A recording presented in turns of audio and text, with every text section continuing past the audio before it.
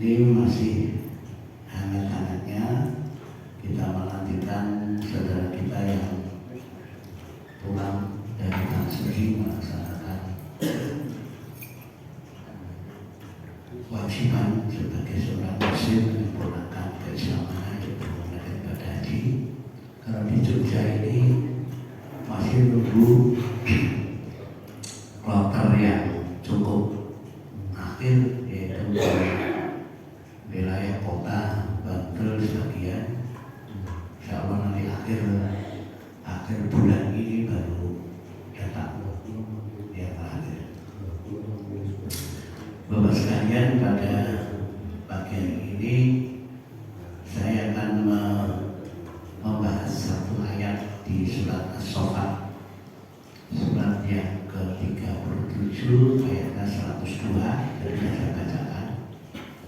Saya akan ambil makna dan kita ambil contoh ibrah dari peristiwa ini yang terkait dengan barusan kita lakukan, yaitu ibadah Idul Kurban.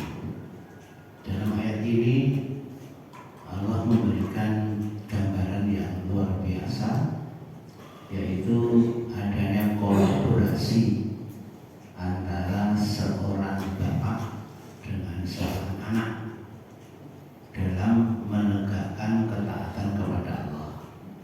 Kalau saya hubungkan nanti dengan ilmu faraid yang sudah kita kaji terus itu akan terwujud dengan baik kalau ada kolaborasi yang baik antara para zuriat.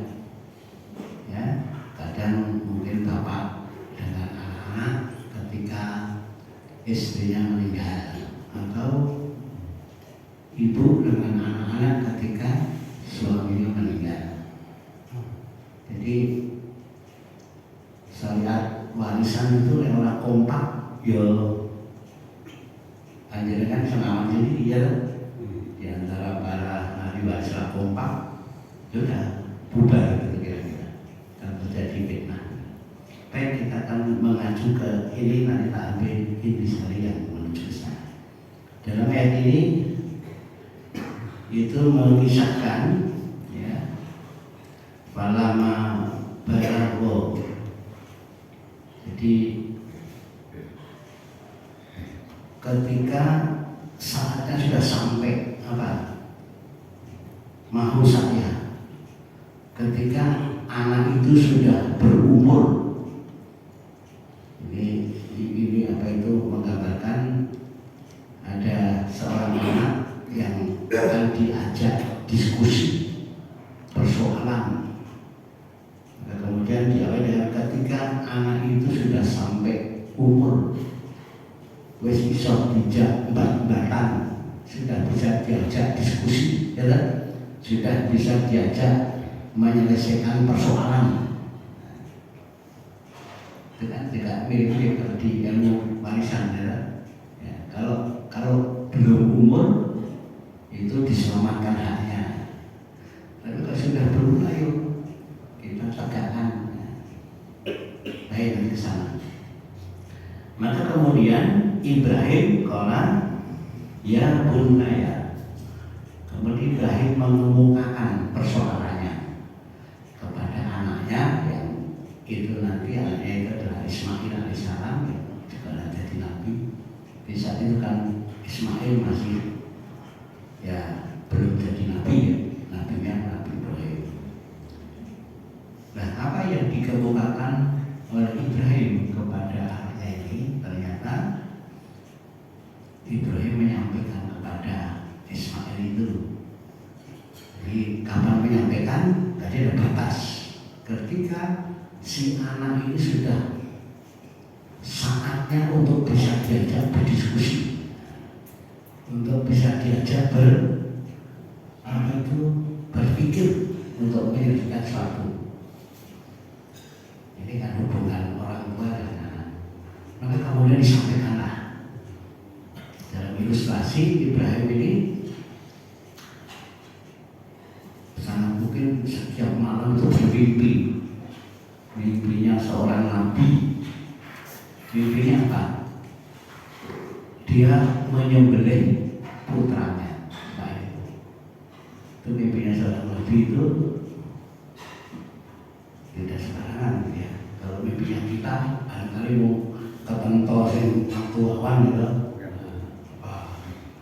Tapi mimpi ini betul-betul dari Allah, artinya firman Allah, perintah Allah. Mimpinya dia menyembelih, disuruh menyembelih Ismail itu.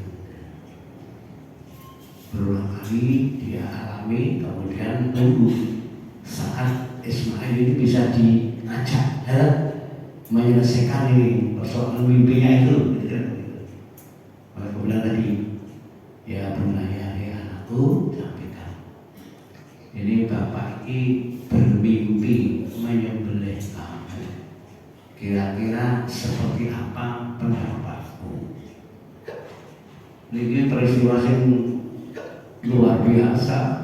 Seorang orang tua bercerita tentang mimpinya, yang mimpinya ditujukan kepada si anak itu, dan anak itu diajak diskusi. Biar tanggapanmu, coba itu sangat sulit dilakukan sekarang ya, sangat sulit dilakukan sekarang ya. Apa tanggapan Ismail di ayat ini? Ya sudah, karena Ismail adalah seorang anak yang saleh, seorang anak yang sudah disiapkan oleh orang tuanya dalam ilmu dan seterusnya, seorang anak yang memang punya landasan taat. Ya sudah, tanggapannya singkat. Ya sudah Pak, kalau memang itu perintah Allah, lakukan. Saya siap berkorban untuk menegakkan ketaatan itu. Luar biasa, disingkat tetapi luar biasa ya, dan itu tidak bisa kita bayangkan, tidak akan terjadi di di manusia yang lain dari sekarang ya. Kira-kira ya ngomong saiki cerita ngono ya, oh bapak ini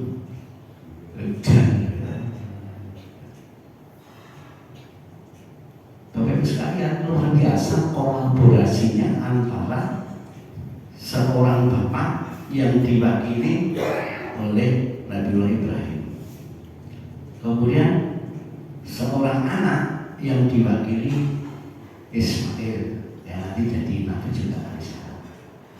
Jadi di dalam agama kita ini, Bapak Ibu sekalian, dalam keluarga atau dalam itu kalau sudah disebut diberi contoh bapak atau di suami gitu, maka istrinya ikut. Diberi contoh anak laki-laki, maka anak perempuan juga ikut. Jadi ini menggambarkan hubungan seorang tua yang diwakili bapak tadi, kemudian anak yang diwakili seorang anak laki-laki dari Ismail. Kolaborasi. Apa yang dia diskusikan? Perintah Allah lewat bapaknya disuruh menyembelih dia. Bapak anaknya, silakan Pak. Ini perintah Allah harus kita tegakkan. Walaupun saya harus berkorban jiwa, raga, nyawa, memberikan peristiwa yang sangat-sangat ya, hanya sekali. Nah, kemudian di ayat lain itu nanti Ibrahim itu menjadi contoh bagi kita umat Islam, bagi manusia. Banyak ayat yang dicontohkan, tanda petik pelakunya itu adalah beliau Nabi Ibrahim alaihissalam. Jadi ada kolaborasi antara orang tua dengan anak dalam rangka apa? Ketaatan kepada Allah. Maka Bapak sekalian, kali ini saya kiaskan dengan menegakkan hukum syariat warisan harus terjadi itu. Kolaborasi antara orang tua dengan anak, kolaborasi antara sesama saudara, harus kompak dalam rangka apa? Menegakkan ketaatan. Walaupun ada salah satu yang harus berkorban, untuk itu kita lakukan. Nah, persoalan ini tidak akan bisa terjadi amalan yang mulus, amalan yang itu kalau tidak diberikan ilmunya, tidak dididik, tidak disiapkan. Tidak mungkin tiba-tiba kemudian begitu pasti akan kacau. Maka ini ayat ini menggambarkan luar biasa. Jadi artinya apa? Persiapan Ibrahim akan menceritakan apa yang dia mimpikan untuk disampaikan kepada anaknya. Cari waktu sampai suatu saat anak itu bisa diajak rembukan, diajak bantah. Luar biasa. Jadi ada kolaborasi dan ketaatan. Maka ibu bapak sekalian, inilah yang harus kita bangun, ya, keluarga itu, orang tua dan anak, anak dengan orang tua, ini yang kita bangun. Di dalam ayat yang dikatakan berta'anu ala birri wa taqwa, berta'anu ala isri wa taqwa, berkolaborasilah kamu dalam ketaatan dan ketakwaan. Tapi jangan kamu berkolaborasi, kalau bahasa jangan kamu bersekongkol. Sekongkol itu urusan apa? Urusan lain. Kompak tapi dalam apa itu kemaksiatan, itu namanya bersekongkol. Ini juga menjadi gambaran keluarga. Ibu bapak sekalian, sekarang saya tarik ke sini ilmu yang sering kita lakukan. Jadi orang tua ke anak itu harus kompak, tidak boleh putus urusan ketaatan. Sebaliknya, orang tua ke anak atau anak ke orang tua itu justru malah tidak boleh berkolaborasi dalam kemaksiatan. Contohnya apa? Mari kita cari sekalian. Ya, misalnya saya ambilkan, mungkin pernah saya sampaikan juga. Ibrahim juga yang jadi contoh nih. Misalnya di surat At-Taubah, surat ke-9. Tapi satu ayat saja yang kira-kira membuka itu. Ayat 113. Allah Subhanahu berfirman, "Makanan nabiyyi waladina amanu ayastaghfiru lil musyrikin walau kanu ulil qurba." Kalimat awal sudah menggambarkan jelas. Tidak pantas kamu sebagai seorang nabi yang diceritakan pada Nabi Ibrahim. Nabi Ibrahim lagi pelakunya. Tidak pantas kamu sebagai seorang nabi dan juga sebagai orang-orang yang muslimin, orang-orang yang beriman. Ya, ayastaghfiru memohonkan ampunan kepada, memintakan ampunan kepada orang-orang muslim, orang-orang musyrik. Walau kamu ulil qurba, walaupun mereka, kalau ini banyak orang mereka, kalau ini seorang walaupun dia yang kamu mintakan ampunan kulit apa itu di bahasa di sini adalah walau ulil korban, kerabat. Kalau dalam ilmu warisan itu kan ahli waris itu kekerabatan, nasab. Yang paling dekat orang tua, anak, ini kerabat yang sangat dekat. Mundur lagi cucu, ya? Mundur lagi cicit, ya? Kalau ke atas orang tua kepada orang tuanya. Kalau bahasa kita ini orang tua kepada kakek, nenek, kepada apa itu lain lagi, cangga, mbah cangga, mbah buyut, mbah cangga. Ini kekerabatan dalam bahasa Marawet ini ahli waris, urutan ahli waris. Makanya ayat tadi jelas, tidak pantas, tidak boleh kamu memintakan ampun. Kalau saya langsung ke poin yang singkat, memintakan ampun kepada orang tua. Kalau orang tuamu seorang musyrik, tidak boleh. Lu ini bapakmu, lu ini ibumu, tidak boleh. Siapa yang dilarang tadi? Dalam konteks ini Ibrahim, karena waktu itu Nabi Ibrahim ingin memohonkan ampun kepada bapaknya. Bapaknya Ibrahim itu siapa namanya? Ya. Dan kita tahu bapaknya Ibrahim itu adalah seseorang yang hariannya membuat berhala. Gimana? Dan berhala akhirnya disembah oleh masyarakat. Musyrik. Dan konteks musyrik deh. Di sini Ibrahim sebagai anak, normatifnya hubungan anak dan orang tua ini sangat dekat. Ini juga contoh yang makanya Ibrahim itu menjadi contoh ya. Walaupun orang tuanya orang musyrik, tapi hatinya tidak putus dengan orang tuanya. Sampai-sampai ya Allah ampunilah bapak saya. Ngomong kan? Tapi kalau ditolak, nggak boleh. Karena orang tuamu orangmu musyrik, nggak boleh. Bahasa saya dalam warisan diputus ini garis keturunannya, diputus ini deh, bukan saling mewarisi, putus nasab. Apabila antara orang tua, antara anak dan orang tua tidak kompak dalam ketaatan. Ibrahim ngajak bapaknya diusir. Nah bapaknya seorang muslim. Maka ini oleh Allah sudah putus, ya, garisnya putus. Itu satu. Nah, buat carikan contoh lagi sekarang dibalik. Seorang kalau tadi Ibrahim sebagai anak pengen memintakan ampun kepada orang tuanya, Allah tolak, jangan, nggak boleh.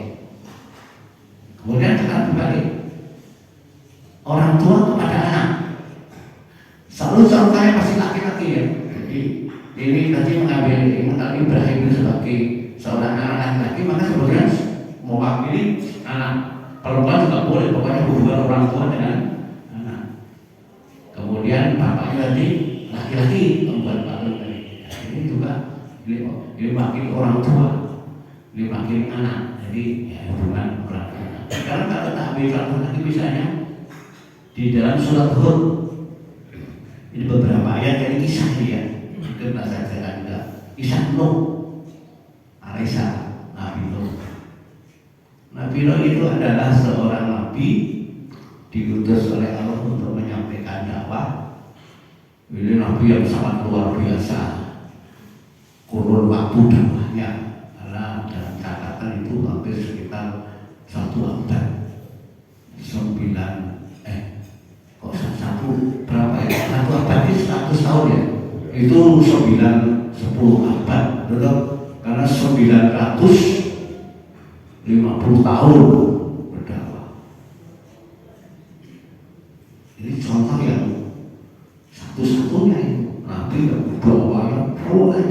tetapi juga mendapatkan pengikut sedikit. Ukurannya bagaimana sedikit? Dakwah sama 150 tahun, pengikutnya itu ya bahasa saya orang rasa kapal. Karena waktu itu kemudian Nabi Nuh itu memohon kepada Allah untuk ya sudah jengkel gitu kalau umatnya memohon untuk umatnya diganti lah kira-kira gitu. Diganti di generasi yang apik ya. Tapi seperti situ Allah mengabulkan, kemudian Allah memerintahkan untuk mahkamah dan seterusnya ya. Nanti satu saat kapalnya sudah siap, ajaklah orang-orang yang mengikut kamu yang iman ya. Dan ditambah bekal-bekal yang lain di satu kapal itu sudah tidak hanya orang semua ya. Jadi itu selama 950 tahun cuma dapat pengikut itu. Nah, qadarullah anaknya dia tidak mau, namanya Aman ya, tidak mau ikut. Maka kemudian janji Allah tiba, azabnya turun, air bah diturunkan, kapalnya bisa berlayar, anaknya tidak masuk. Allah memberikan fenomena yang luar biasa karena Nabi Nuh tidak hanya terlihat anaknya tapi melihat anaknya. Ilustrasi saya mungkin itu kapal berlayar, anaknya berenang, jadi melihat. Maka disitulah kemudian terjadi fenomena yang luar biasa. Nuh itu merayu-rayu anaknya untuk bisa masuk ke kapal, berenang masuk ke kapal untuk biar selamat. Tapi anaknya kayak nggak mau. Dia sombong, kira-kira akan berenang ya, di tempat yang lebih tinggi lagi. Mungkin misalnya kita kalau di sini ya mungkin berenang ke arah Merapi, masuk Merapi ya protap gitu. Karena kemudian komunikasi antara orang tua si Nuh ini kepada anaknya terputus karena ada ombak yang lebih besar. Hilang. Maka Nuh menangisi anaknya. Menangisi anaknya, ya Allah, ya selamatkan anakku. Ya doa. Dijawab di ayat ini, Nuh itu bukan keluargamu. Nah, ini menjawab. Karena air itu putus, nggak boleh. Bapaknya mintakan ampun kepada anaknya karena anaknya benar-benar kafir, tidak mau. Putus seperti ini. Nah, maka ibu bapak sekalian bisa kita ambil kesimpulan hubungan orang tua anak itu harus kompak dalam ketaatan. Sebaliknya hubungan orang tua dan anak harus putus dalam kemaksiatan. Itu nanti kalimat yang itu bukan keluargamu, artinya Nuh tidak dimintai pertanggungjawaban nanti terhadap tingkah lakunya. Tadi Nabi Ibrahim dengan bapaknya, ya, tidak boleh. Itu juga menjadi bahasa yang tidak ada pertanggungjawaban anak kepada orang tuanya. Padahal Bapak Ibu sekalian, hubungan kita dengan anak, hubungan orang tua itu tidak putus sampai di akhirat nanti. Ketika kita dalam konteks apa? Kolaborasi dalam pernah saya gambarkan kalau kita berhasil mendidik anak-anak kita soleh-solehah, kemudian kita meninggal tidak putus. Kita sudah tidak akan bisa menambah amal karena di alam kubur sudah tidak ada sholat. Kita sudah tidak bisa menambah amal yang lain karena sudah tidak ada perintah puasa. Bahkan kita sudah tidak punya waktu lagi untuk minta ampunan kepada Allah kalau sudah dalam kubur. Selesai. Tetapi kalau kita masih punya link, siapa mereka? Anak-anak kita yang kita ketika di dunia kita berkolaborasi ketaatan, kita didik mereka jadi anak mereka. Maka kita bisa menambah pahala lewat anak kita. Kita bisa mengurangi dosa lewat anak kita. Bagaimana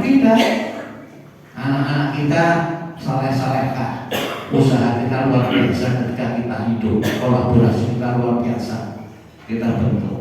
Saya berangan-angan ini ya, kalau ada orang tua meninggal, anaknya misalnya 2, dia berusaha keras ketika hidup membentuk anak ini luar biasa agar jadi anak-anak taat kepada Allah, bahasa kita jadi anak soleh-solehah. Kita meninggal, tidak usah khawatir. Apa yang dikerjakan oleh anak kita dalam ketaatan kepada Allah, anak kita dapat pahala, kita juga dapat pahala. Lainnya gaduh. Apa yang dimohonkan anak kita, ya, untuk kita yang sudah meninggal dikabulkan. Anak kita 2 orang itu kemudian berdoa pada Allah, memohonkan ampun orang tuanya sudah meninggal, tidak ada takbir. Itu dengan saya di habis sholat 2 anak ini mohon kepada Allah, ya Allah ampunilah kedua orang tua kami. Takabur. Jadi anaknya baru sholat, orang tuanya sini anak kubur, dosanya praktek loro. Sholat itu kan tidak berhenti, 1 hari 1 malam, sholatnya 5 waktu, sehari 5 waktu. Sehari punya 2 anak soleh-solehah, orang tua ada dalam kubur, sehari berada 10, karena 2 kali 5, 1 bulan kita 300, kan sholatnya tidak berhenti loh. 1 tahun kita itu gini, tidak nggawa dosa piro, ya, pasti kita bakal dosa. Habis sebelum bangkit. Anaknya umur itu juga anak 10. Wah, itu anaknya umur tadi saya gambarkan doa orang apa yang mulai bersalah, padahal kesempatannya sangat banyak. Ini saya berilustrasi itu orang tua yang berhasil berkolaborasi dengan anak ketika dia hidup dan jadi anak soleh-solehah. Lagi dikubur seminggu wis dosane entek, sangat mungkin. Pahalanya bisa tambah terus. Yang itu tidak bisa dilakukan karena sudah tidak ada kewajiban di dalam kubur. Lewat apa tambahnya? Lewat tingkah laku ketaatan anak kita ini. Karena kita kan bersungguh-sungguh membentuk dia begitu.